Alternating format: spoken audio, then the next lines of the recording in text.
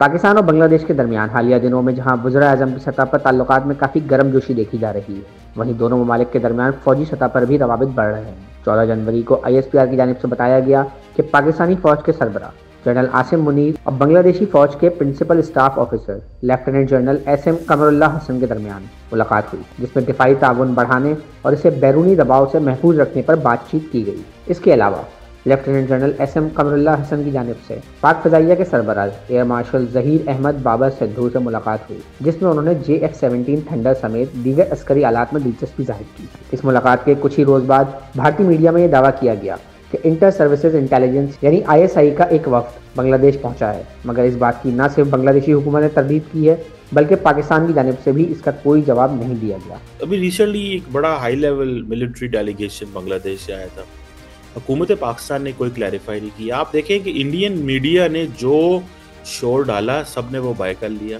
کسی نے کہا جی DG ISI گئے تھے، کسی نے کہا جی DG انالیسس گئے تھے، کسی نے کچھ کہا، کسی نے کچھ کہا۔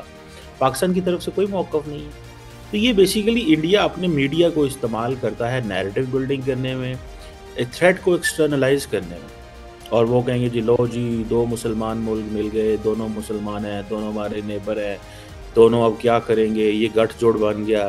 تو وہاں پہ اپنی خاص جو ایک کانسٹیٹوئنسی ہے انڈیا کی، اس کانسٹیٹوئنسی کو کیٹر کرنے کے لیے، ادروائز اس کے علاوہ یہ کچھ بھی نہیں۔ مزید نیوز اپڈیٹس اور ڈیجیٹل سٹوریز کے لیے سبسکرائب کریں ڈان نیوز پاکستان۔